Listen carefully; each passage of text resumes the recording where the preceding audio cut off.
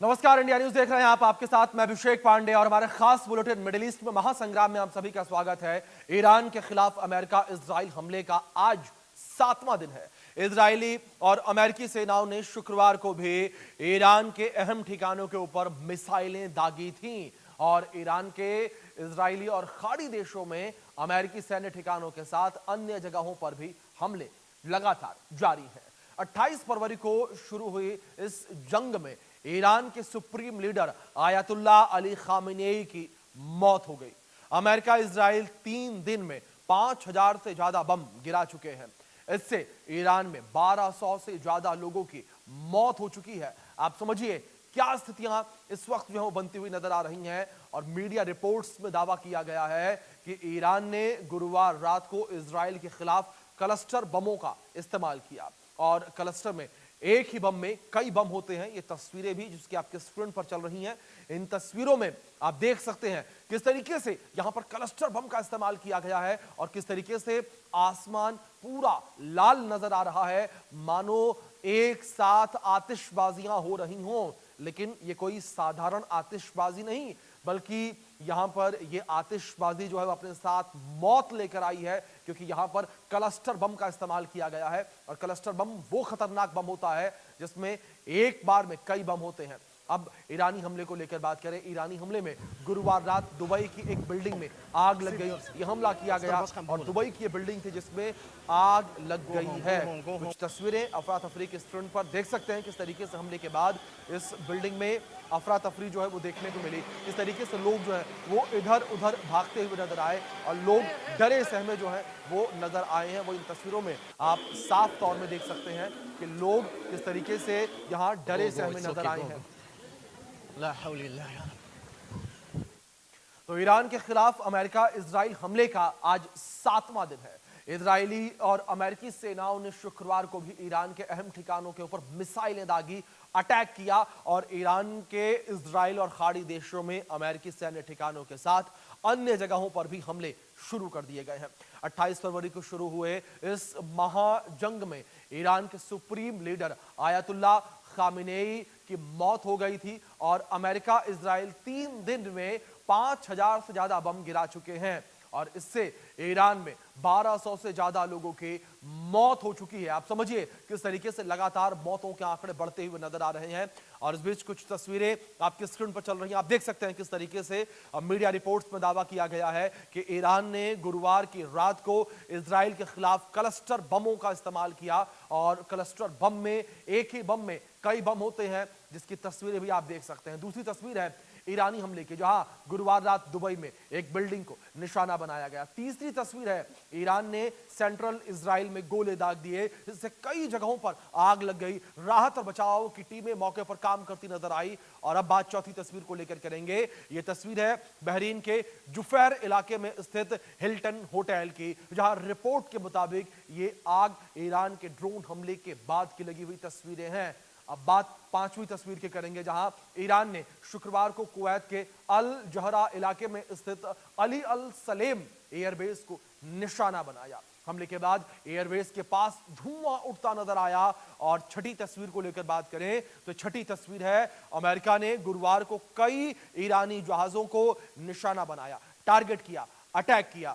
अगली तस्वीर यानी कि 7वीं तस्वीर है अमेरिकी सेना के सेंट्रल कमांड ने शुक्रवार ईरानी जहाज के ऊपर हमले का वीडियो जारी किया और यह दावा किया कि हमने इस जहाज पर एक बेहद ही गंभीर और बेहद बड़ा अटैक किया। अब बात 8वीं तस्वीर की, यह है ईरान के बुशहर हवाई अड्डे पर गुरुवार को इजरायली हमले के फुटेज की, जिसमें आप देख सकते हैं किस तरीके से इजराइल के द्वारा जो है एक बड़ा अटैक जो है किया गया। अब बात 9वीं तस्वीर को लेकर करें तो इजराइल ने शुक्रवार को लेबनान में हिजबुल्लाह के ठिकानों पर भी अटैक किए, फिर से हमला किया और बेरूत के दक्षिणी उपनगरों पर कथित हमलों के बाद यहां धुआं उठता आसमान में नजर आया, जिसकी तस्वीरें आपके स्क्रीन पर है। अब बात करेंगे हम 10वीं तस्वीर की, जहां इजरायली सेना ने लोगों से बेरूत के दक्षिणी उपनगरों के पूरे इलाकों को खाली करने के लिए कहा है और इसके बाद से सड़क पर ट्रैफिक में फंसे वाहन दिखाई दिए और अब तक 1 लाख से ज्यादा लोग ये इलाका खाली कर चुके हैं। ऐसी स्थितियां बनती नजर आई। बात अब 11वीं तस्वीर के करेंगे, जहां दुबई में ईरान के हमलों की वजह से बाजार खाली हैं, सन्नाटा है। लोग सिर्फ जरूरी सामान लेने के लिए बाहर आ रहे हैं और बीच पर भी कुछ टूरिस्ट नजर आए। बात 12वीं तस्वीर को लेकर करेंगे।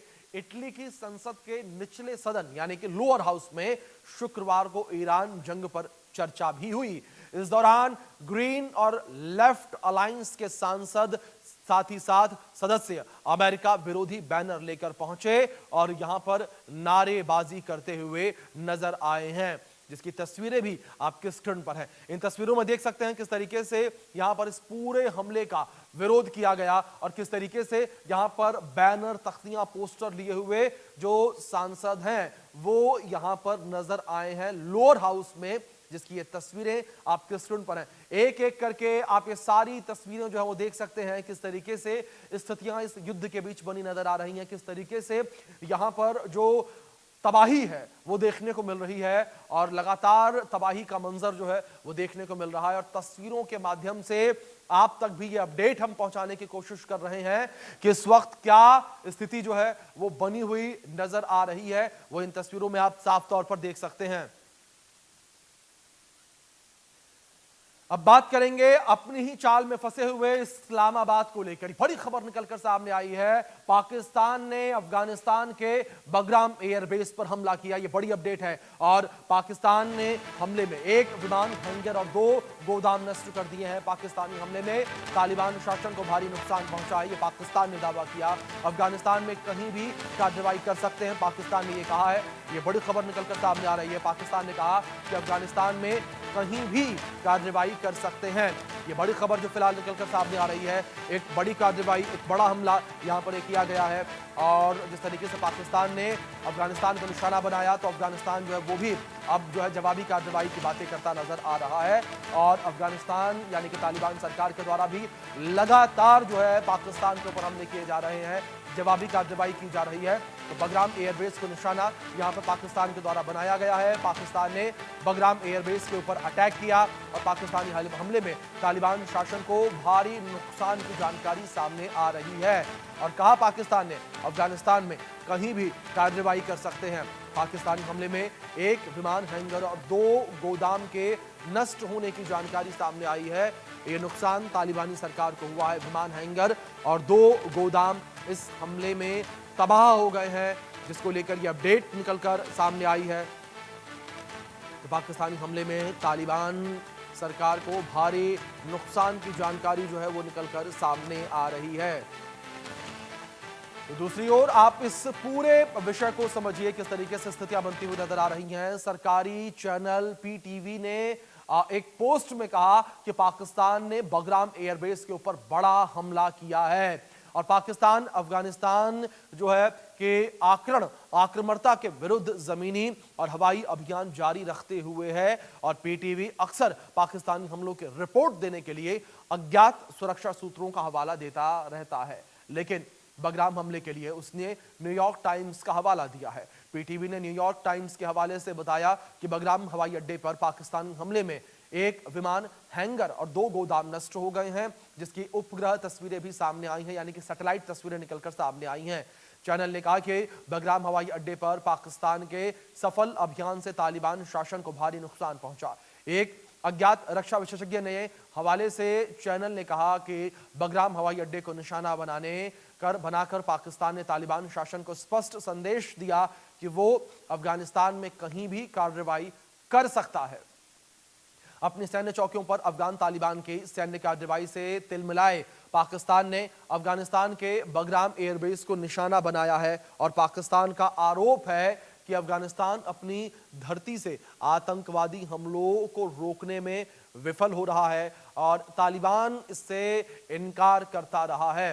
26 फरवरी की रात पाकिस्तान ने अफगानिस्तान तालिबान के खिलाफ ऑपरेशन गजब लिल हक शुरू किया और इसके पहले तालिबान ने पाकिस्तान से लगती सीमा पर 53 स्थानों पर हमला किया था और ये बड़े अटैक जो है वो किए गए थे, ये बड़े हमले जो हैं वो किए गए थे। तो आप समझिए किस तरीके से लगातार जो हमलों की स्थितियां हैं वो देखने को मिल रही हैं, लगातार अटैक जो है वो किए जा रहे हैं। और 2 तस्वीरें भी आपके स्क्रीन पर हैं, जहां पाकिस्तान के द्वारा हमला किया गया और पाकिस्तान के हमले के बाद बगराम एयरबेस के ऊपर अटैक के बाद की कुछ तस्वीरें जो हैं वो ये निकलकर सामने आई हैं।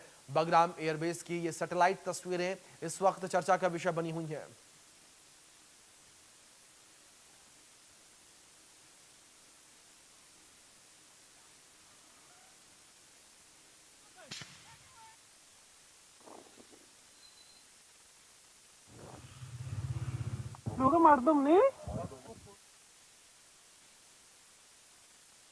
क्या बलूचिस्तान और अफगानिस्तान मिलकर पाकिस्तान के अस्तित्व को चुनौती दे सकते हैं?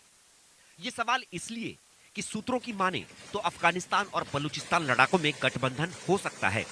इतना ही नहीं, दोनों तालिबान पाकिस्तान को तबाह करने के लिए बलूच लड़ाकों की मदद कर रहा है। खबर है कि बलोच लड़ाके जो दशकों से पाकिस्तान की सेना से लड़ रहे हैं, अब तालिबान से हाथ मिला रहे हैं। सूत्रों के मुताबिक सीक्रेट मीटिंग्स में प्लान तैयार हो चुका है। बलूचिस्तान की गैस पाइपलाइन पर हमले, अफगानिस्तान से हथियारों की सप्लाई और पाकिस्तान की अर्थव्यवस्था को ठप करने का ब्लूप्रिंट तैयार किया जा चुका है। बलूचिस्तान में पाकिस्तान की 40% गैस प्रोडक्शन होती है। अगर ये बंद हो गई तो पाकिस्तान की फैक्ट्रियां रुक जाएंगी, बिजली गुल और महंगाई आसमान छू लेगी। वहीं अफगानिस्तान, जो पहले ही पाकिस्तान के खून का प्यासा बन गया है, पाकिस्तान की ज्यादतियों से बौखलाए तालिबान सरकार ने नूर खान एयरबेस पर हमले का दावा किया है। ये एयरबेस रावलपिंडी में है और पाकिस्तान के लिए बेहद अहम है। वहीं तालिबान के एक मंत्री ने दावा किया कि उनके लड़ाके डुरंड लाइन पार कर पाकिस्तान की जमीन में घुस चुके हैं। तालिबान के मुताबिक क्वेटा और खैबर पख्तूनख्वा के कुछ सैनिक ठिकाने पर भी हमले किए गए हैं। तालिबानी रक्षा मंत्रालय के डिप्टी प्रवक्ता हमदुल्लाह फितरत ने ताजा हमलों को लेकर सोशल मीडिया पर पोस्ट में जानकारी दी है। इसके बाद ही अरबी की आयत भी शेयर की गई है, जिसका मतलब है कि जो तुम पर हमला करे तुम भी उसी के बराबर उस पर जवाबी कार्रवाई करो। साथ में उन्होंने हमलों का एक वीडियो भी पोस्ट किया है। तालिबान ने पाकिस्तान के कई प्रमुख ठिकानों पर हमले का दावा किया है। दावे के मुताबिक नूर खान एयरबेस बलूचिस्तान के क्वेटा में 12वीं कोर का मुख्यालय, खैबर पख्तूनख्वा के मोहम्मद क्षेत्र के एक सैनिक कैंप पर हमला किया है। इन हमलों से पहले पाकिस्तान ने दावा किया था कि अब तक 400 से ज्यादा अफगान लड़ाके मारे जा चुके हैं और सैकड़ों घायल हुए हैं। पाकिस्तान इन दिनों बहुत बड़ी मुसीबत में फंसा हुआ है। अफगानिस्तान के साथ खुली जंग शुरू हो गई है। उधर बलूचिस्तान में बलोच लिबरेशन आर्मी रोज हमले कर रही है। सवाल उठ रहे हैं, क्या ये दोनों मिलकर पाकिस्तान को तोड़ देंगे? फौज दो मोर्चों पर लड़ रही है। अफगानिस्तान की लंबी सीमा पर सैनिक तैनात, उधर बलूचिस्तान में हजारों सैनिक मौजूद हैं। सेना की ताकत मट गई है। आर्थिक बोझ बहुत भारी। रोजाना हवाई हमले, बम, मिसाइलें, ये सब बहुत महंगे हैं। पाकिस्तान की अर्थव्यवस्था पहले से ही कमजोर है। IMF से कर्ज लेना पड़ रहा है। वहीं पाकिस्तान में अंदरूनी बगावत बढ़ रही है। बलूचिस्तान में लोग आर्मी के खिलाफ हो रहे हैं। TTP भी पंजाब और खैबर में हमले कर रही है। अगर जंग लंबी चली तो सैनिकों में थकान और भगोड़े बढ़ सकते हैं। वहीं पाकिस्तान का हिंदुस्तान से भी तनाव किसी से छिपा नहीं है। अगर कोई चौथा मोर्चा खुला तो पाकिस्तान बिल्कुल अकेला पड़ जाएगा। अफगान बॉर्डर पर भारी गोलाबारी चल रही है। बलूचिस्तान में ऑपरेशन जारी है। BLA के हमले रुक नहीं रहे। आसिम मुनीर पूरे दिन मीटिंग कर रहे हैं, लेकिन कोई आसान रास्ता नहीं दिख रहा। अफगान जंग पाकिस्तान के लिए बहुत बड़ा खतरा है। BLA के हमलों से फौज पहले ही हलकान है। अगर ये दोनों संकट साथ साथ बढ़े तो पाकिस्तान की सेना, अर्थव्यवस्था सब धड़ाम हो जाएगी। यानी पाकिस्तान के टुकड़े होना तय है, लेकिन इसमें कितना वक्त लगेगा ये जल्द साफ हो जाएगा। Bureau report, India news.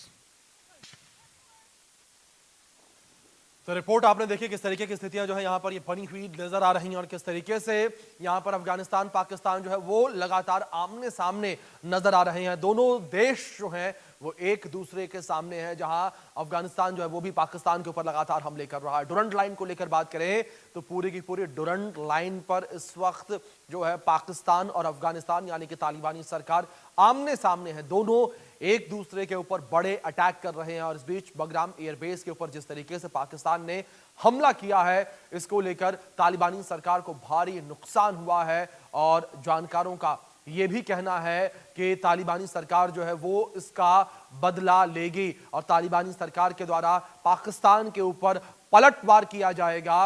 और अब ये तस्वीरें भी आपकी स्क्रीन